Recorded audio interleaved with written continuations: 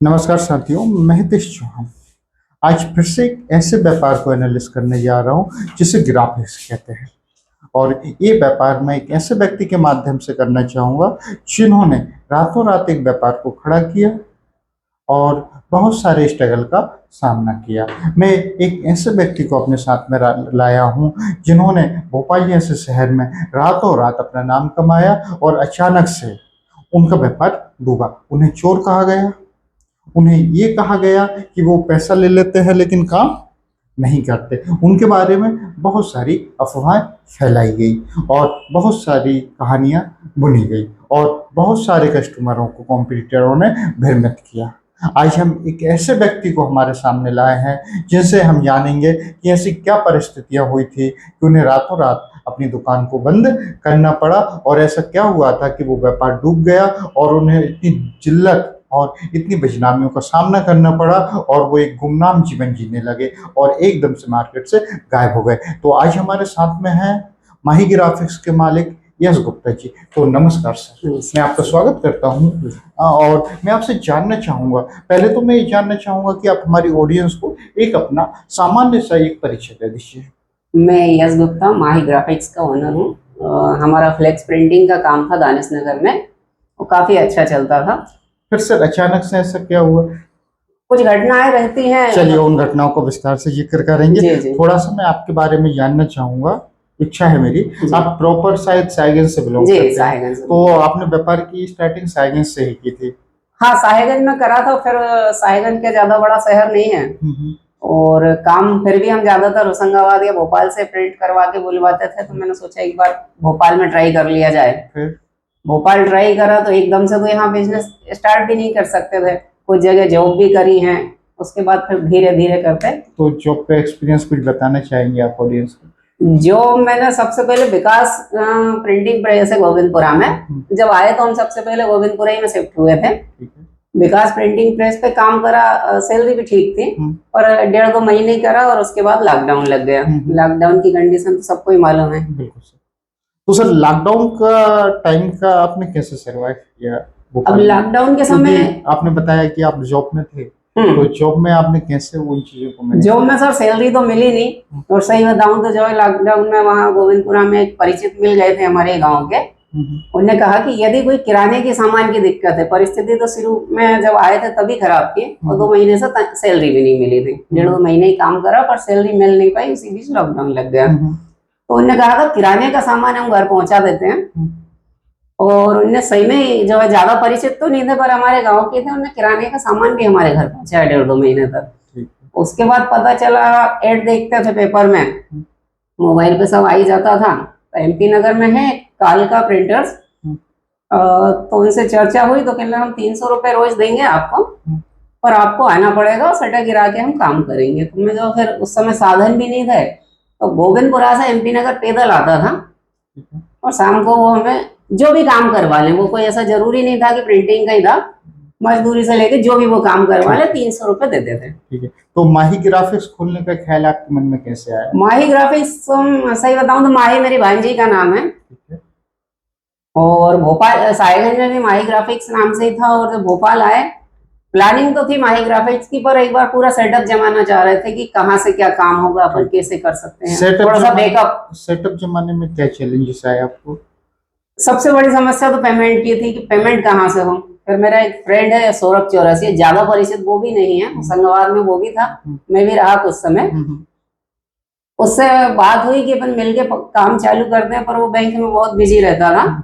चलो मैं कर लेता हूँ, एक अपन लोन ले लेते हैं छोटा सा। 2-1 साल तो जॉब करी, उसके बाद एक छोटा सा उसने 1.5 लाख का लोन लिया। फिर हमने एक फोटोकॉपी उसी पैसे से 3 महीने का तो रेंट दिया, 15,000 रुपये रेंट में शटर मिली दानिश नगर में। 3 महीने का उन्हें रेंट दिया, शर्मा जी मकान मालिक थे। उसके बाद एक फोटोकॉपी मशीन आधे 30-35 हजार रुपए जमा करके फोटोकॉपी मशीन, यानी आधा पेमेंट मतलब जमा करके। मैं ज्यादा टाइम वेस्ट नहीं करना चाहूंगा आपका जी। आप मुझे टू द पॉइंट बता दीजिए, जब आपने शुरू किया तो कितना इन्वेस्टमेंट आया? लगभग 1.5 लाख रुपए। और मंथली खर्चा क्या था आपका? मंथली खर्चा हमारा रेंट और बिजली का बिल ही था, बाकी तो जो है बाकी आप लोग बेयर करते थे। और नेट प्रॉफिट क्या आ रहा था उस टाइम पे जब आपने शुरुआत की? स्टार्टिंग में तो भगवान की कृपा अच्छी रही, अच्छा बिजनेस जम गया। आप ये मानेंगे कि एक दो महीने के अंदर ही पूरा दानिश नगर बाग से वही माही ग्राफिक्स जानने लगा। वो फिर आप नेट प्रॉफिट कितना कमा रहे थे उस टाइम पे? अब ऐसा कभी जोड़ा तो नहीं है, फिर भी जो है 2-3 लोगों का स्टाफ भी रखा था हमने उस बीच में, पेस्टिंग करवाने के लिए बंदों की जरूरत पड़ती है। आप ये मान लो 70-80 हजार रुपए महीने हम 2 महीने बाद कमाने लगे थे। 2 महीने के बाद 1.5 लाख रुपए लगा के आप 80,000 रुपए हाँ। कमाने लगे थे। तो ये तो बहुत बढ़िया बिजनेस था आपका। हाँ, अचानक बहुत। से इसमें डाउनफॉल आने का क्या कारण रहा? हमने क्या, थोड़ी सी कई बार जिंदगी में गलती हो जाती है। बगल में हमने एक होटल खोल ली, समोसे बेचने लगे आप? समोसे भी थे उसमें, टिफिन सेंटर मुझे भी था। याद है मैंने खाए थे एक बार, 2 समोसे पे 1 फ्री भी देते 2 थे। पे 1 फ्री भी देते थे। बहुत बढ़िया। वही जीवन की एक गलती हो गई, नहीं तो भोपाल बहुत बढ़िया शहर है हमारे लिए। उसमें क्या, हमने छिंदवाड़ा का एक व्यक्ति रखा था, क्योंकि अपना तो ग्राफिक्स का काम था, तो होटल पे ज्यादा ध्यान नहीं दे पाते थे। छिंदवाड़ा का विनोद नाम का कारीगर रखा था हमने, जो चाइनीज का काम भी करता था। शुरू शुरू में अच्छा काम करा, भरोसा जीत लिया। मटेरियल लगभग टिफिन सेंटर 150 टिफिन थे हमारे पास, तो उसका मटेरियल ही रोज 5-5.5 हजार का आता था। तो उसकी धीरे धीरे हमने किराने की दुकानों पे पहचान करवा दी, सब्जी वालों पे करवा दी, आटा वाले को करवा दी। तो वो है ना, फिर रोज सामान लाता था 5-6 हजार का, और शाम को उन्हें पेमेंट दे देता था। अब हम कई बार क्या, प्रिंटिंग के काम में इतने बिजी हो जाते थे कि उससे हफ्ते भर तक बात ही नहीं हो पाती थी क्या हिसाब है। 8-1 महीने उसने बहुत अच्छा करा। होटल भी हमारी अच्छी चल गई थी। टिफिन 150 टिफिन मेरे हिसाब से बहुत होते हैं। फिर अचानक जो है एक दिन वो चला गया यहाँ से। 2-4 दिन तो कोई फर्क नहीं पड़ा, और फिर धीरे धीरे लोगों के फोन आने लगे कि हमसे वो आपके नाम पे कर्जा ले गए, और आपने बोला था कि इसे अभी यदि कुछ लगे तो आप दे देना, अपन बाद में हिसाब कर लिया करेंगे। तो जब धीरे धीरे उसकी हिस्ट्री निकाली तो 3,40,000 का वो कर्जा कर गया हम पे। और उसी समय जो है, जो बजट था हमारे पास, उससे हमने एक फ्लैट खरीद लिया। तो जो बजट था उससे फ्लैट खरीद लिया, उसकी किस्तें चालू हो गई। उसी बीच 3,40,000 का कर्जा हो गया। बस फिर जो बुरा समय आया, तो जब आता है ना, तो ऊंट पे बैठे आदमी को भी कुत्ता काट लेता है। ये हमारे गांव की कहावत है। आप भी वहीं से हैं। ये आपने हमारी लाइन ये अपना रहना ही वहीं से है, तो फिर जब ये लाइन शायद मैं दिन में 10 एक बार तो बोल लेता वो हूँ बिल्कुल सही बात है। और कि मैं ऊंट पे बैठा होता हूँ और कुत्ता काट के चला जाता है। बिल्कुल सही बात तो है। वही आपके साथ जो यानी आपके परिचित होंगे ना, वही आपकी जो कल तारीफ कर रहे थे, आज इतनी बुराई करेंगे कि आप पूछे नहीं। अच्छा गुप्ता जी, मैं उसी बीच मैं बात कर दूंगा। उसी बीच शर्मा जी जो हमारे मकान मालिक थे, उन्हें भी कुछ लगा कि शायद इन पे कर्जा हो गया, रोज बहस करने वाले आते हैं। तो उन्हें मना तो नहीं करा कि आप दुकान खाली कर दो, पर उन्होंने कहा कि हम इसका रेंट बढ़ा रहे हैं। मतलब इनडायरेक्टली वही बोला, इनडायरेक्ट उन्होंने बोला कि खाली कर दो, आप यहाँ से देख करना, लो। मैं दूसरी जगह आपको दिलवा देता हूँ। हाँ, मतलब इनडायरेक्ट कहा। पर शर्मा जी ने भी कभी हमें किराए को लेके परेशान तो नहीं करा, पर जब समय खराब आया तो उनने भी इनडायरेक्ट बोल दिया। इनडायरेक्ट बोल दिया और ऐसे कहा कि आप तो देख लो अपने हिसाब से। इतने में नहीं कर पाएंगे। 2 महीने का आपका अमाउंट जमा है, डिपॉजिट था, वो वापस कर देंगे। वो वापस का भी नहीं बोला। उन्होंने कहा कि अब 2 महीने में आप कहीं भी अपना सेटअप देख लो, तो डिपॉजिट एडजस्ट कर लो, डिपॉजिट एडजस्ट हो जाएगा उसमें। और फिर अब वो तो फिर समय खराब, तो फिर मतलब समय खराब आया। और जो आपका उसी बीच हमने क्या, जब समय खराब था, कर्जा चुकाने के लिए भारत पे से एक लोन ले लिया। बहुत बढ़िया। आप भी भारत पे के शिकार हुए? अरे बहुत बड़े शिकार हुए। लोन छोटा ही था हमारा, 50,000 से स्टार्टिंग करी थी, पर उसकी 400 कुछ रुपए डेली की किस्त आती थी। और फिर ग्राहकों से भी धीरे धीरे जब लोगों को पता चलता है कि कर्जा है, तो ग्राहक भी धीरे धीरे कम होते गए। 400 रुपए निकालना भी मुश्किल हो गया। अब 400 रुपए उनके दें, घर की किस्त भरे, घर का खर्चा चलाए, कि लोगों की उधारियां दें कि गाली सुने। ठीक है। इतना यानी दिमाग खराब कर देते थे ये लोग कि तो अचानक से आपकी दुकान बंद करने का कहीं ना कहीं मकान मालिक कारण थे, ना कि आपकी परिस्थिति? कुछ मकान मालिक भी रहे, बाकी 3,40 का जो हम पे कर्जा हुआ था, वो सबसे बड़ी मेन उसे आप मैनेज नहीं कर पाए। उसे मैनेज नहीं कर पाए, मैनेज कर भी लेते। लेकिन गुप्ता जी, यहाँ तक मैं जानता हूँ आपका पारिवारिक बैकग्राउंड थोड़ा सा ठीक है। सरनेम में ही गुप्ता है, तो मुझे लगता है कि आर्थिक स्थिति आपकी परिवार की अच्छी है। परिवार में तो सर सभी अच्छे हैं। हाँ, आर्थिक रूप से भी बहुत अच्छे हैं। हाँ, पर तो ऐसा क्या हुआ कि आप आर्थिक समस्या से जूझ रहे थे और परिवार ने आपको कभी ये नहीं कहा कि चिंता मत करो? अब सही बताऊं तो थोड़ा सा मैं पारिवारिक बैकग्राउंड के बारे में जानना चाहूंगा। पारिवारिक बैकग्राउंड में हम लोग 4 भाई हैं, मैं सबसे छोटा हूँ। हम्म, मुझसे बड़े वाले यूएस में सॉफ्टवेयर इंजीनियर हैं, उससे बड़े वाले बेंगलोर में सॉफ्टवेयर इंजीनियर हैं। एक दीदी प्राइवेट स्कूल में पढ़ाती थी पर अभी उन्हें कैंसर हो गया तो उन्हें छोड़ दिया है। और एक दीदी राजगढ़ में गवर्नमेंट टीचर है। पारिवारिक पृष्ठभूमि बहुत अच्छी है, पर जो जब घर वालों को भी मैंने बताया कि मेरे पास लगभग इतना कर्जा हो गया है, सबको बताया, तो उन्होंने कहा अब तुमने ही करा है, घर नहीं लेना था घर बेच दो।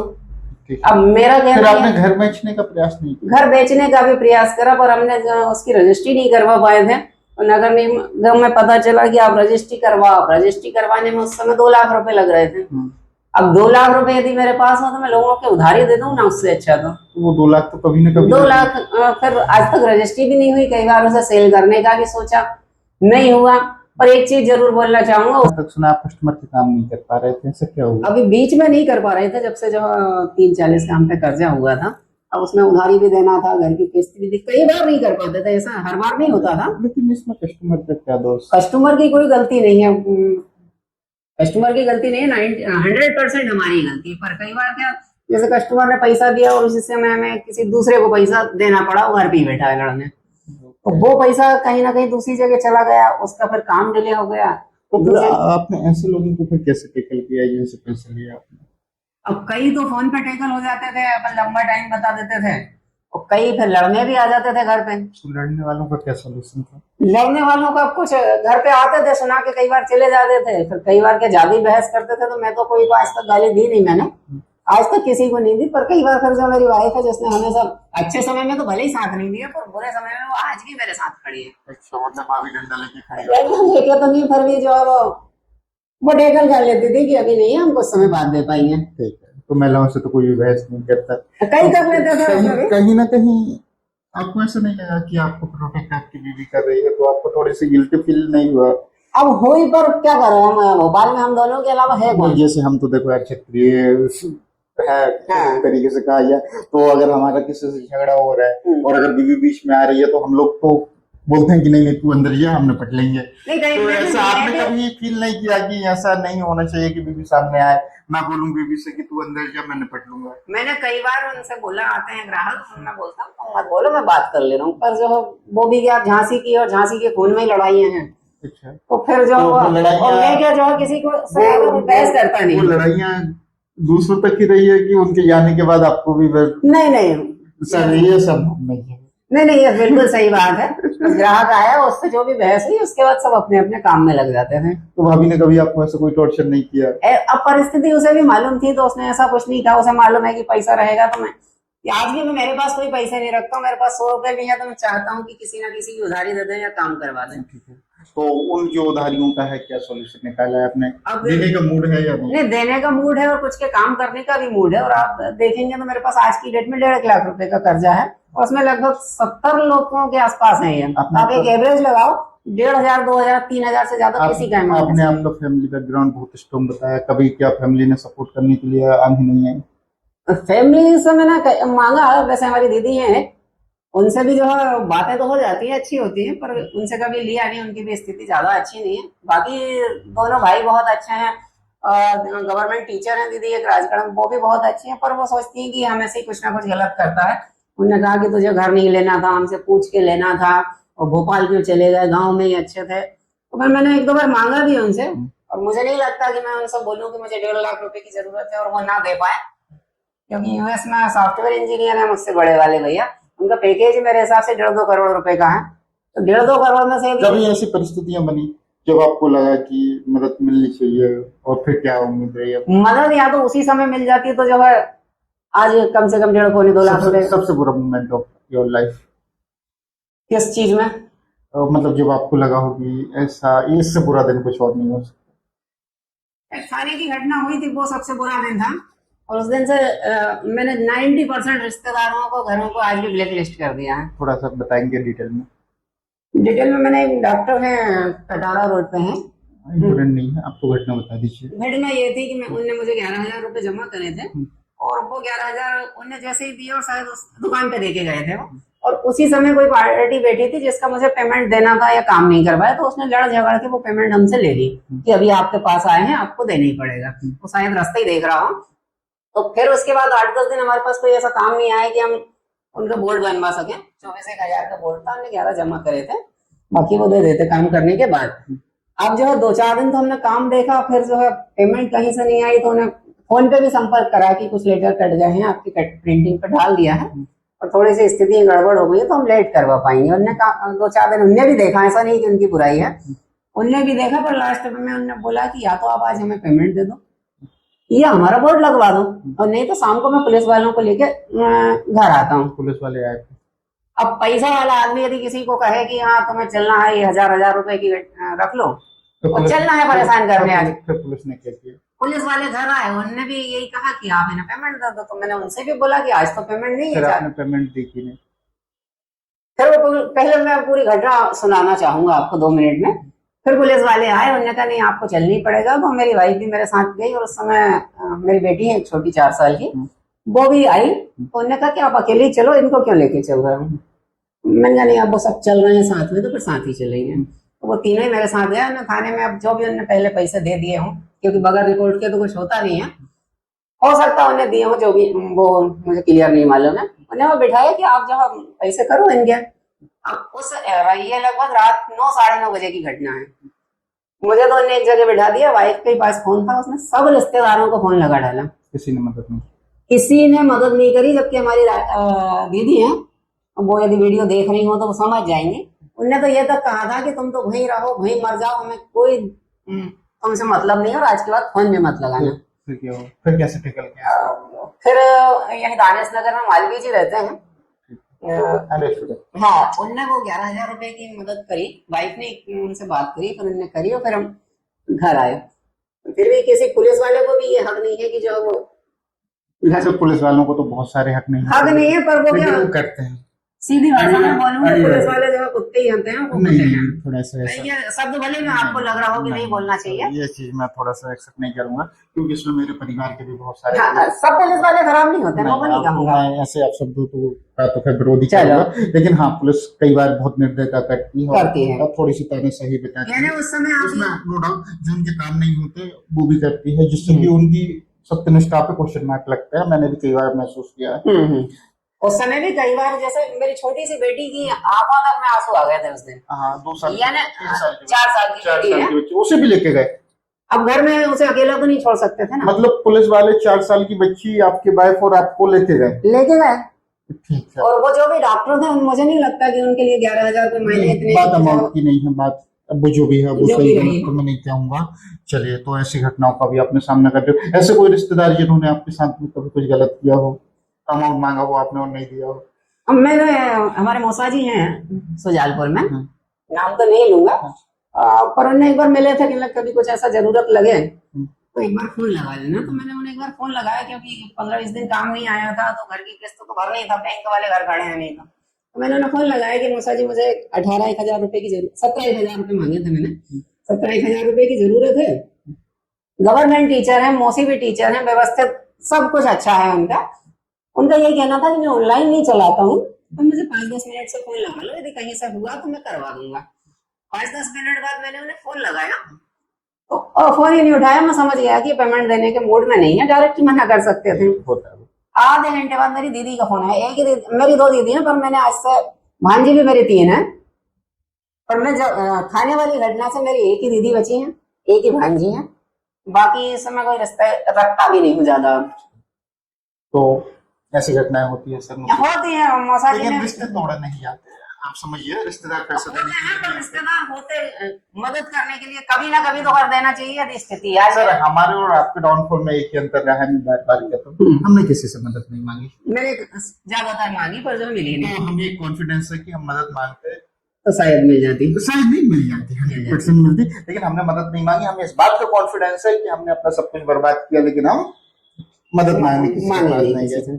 हालांकि फैमिली आई, बहुत सारी चीजें हुई, लेकिन हम किसी के पास नहीं गए कि भाई मुझे 50,000 दे दो और वो ना मिले। हालांकि ऐसी बहुत सारी घटनाएं हुई, लेकिन वो मदद नहीं थी, वो उधार मांगे थे हमने, उधार मांगा हम। तो चलिए गुप्ता जी, ऐसा कोई कस्टमर जिससे आपको डर लगता हो? ऐसा तो कुछ नहीं है। तो ऐसा कोई ग्राहक जिसके आपने पैसे नहीं दिए हो और वो बार बार घर आता हो? अब ऐसे तो हैं, दो चार ग्राहक हैं, तो ऐसे उन्हें धीरे धीरे समझा रहे हैं। कुछ अपने ग्राहकों से कहना चाहेंगे आप? ग्राहकों से यही कहना चाहूंगा कि एक बार दोबारा मौका दें और विश्वास करें, धीरे धीरे लेवल पे आ भी रहे हैं। यहाँ एक बहुत बड़ी कहानी कि आपने पुराना पेमेंट लेके काम नहीं किया तो ग्राहक आपका अब फिर उसमें ये कर सकते हैं, जैसे किसी के 1500 मेरे पास जमा आपकी है, मनसा क्या है? जैसे किसी अब वो अगला काम दे और उसमें अपना अमाउंट काट ले। तो मतलब आपकी पैसा देने की या बराबर पैसा करने देने की भी इच्छा है और काम मतलब करने की भी इच्छा है। परिस्थितियां परिस्थिति बस अपन उनका काम नहीं कर पा रहे हैं। पता चले वो कहते हैं कि हमारे 1500 का फ्लेक्स निकाल दो। आपको फिर से मौका मिले मणि ग्राफिक्स खोलने का तो आप मैं एमपी नगर में खोलना चाहूंगा बिल्कुल, और अच्छे अच्छे स्तर पे खोलना क्या चाहूंगा। प्लानिंग है आपकी फ्यूचर को लेके? सबसे पहले यही प्लानिंग है कि ये जो कर्जा है 1.5-2 लाख का, 1.5-2 लाख भी नहीं है, 140 के आसपास ही, इसे खत्म करके इसके लिए आप क्या कर रहे हैं? कंटिन्यू जो ग्राहकों काम ढूंढने जा रहे हैं, काम करेंगे तो ही पैसा आएगा। ग्राहकों के पास काम ढूंढने जाने से काम मिलता है? मिलता तो है, बस ये है कि क्या चैलेंजेस आते हैं? कई बार एक ही ग्राहक के पास 5 बार जाना पड़ता है। कई बार वो कहता है कि आप बैठो, थोड़ी देर बाद बात करते हैं। ऐसा कभी लगा आपको कि फालतू का काम है, नहीं करना चाहिए? कई बार लगा, फिर क्या सोचते कई बार लगा कि काम मांगने नहीं जाना चाहिए। जो ग्राहक दुकान पे आके काम देता है ना, वो काम करवा नहीं आता लेकिन है। आपके पास तो दुकान ही नहीं है। अब नहीं है, पहले हाँ। फिर अब मजबूरी है कि जाना पड़ेगा जब तक ये कर्जा खत्म ना हो। ठीक है, तो अपने ग्राहकों से कुछ फाइनल संदेश दीजिए। और मैं भी विनती करता हूँ कि देखिए, समय किसी का खराब होता है तो गुप्ता जी ने कहा कि मुझ पे बैठे आदमी को भी कुत्ता काट लेता है, तो थोड़ा सा आप लोगों को भी समझना चाहिए। नाजुक वक्त में शांत नहीं दे सकते, कोई बात नहीं, थोड़ा सा सम्मान रखिए। व्यक्ति है, मनसा है देने की, देखते हैं अब क्या होता है।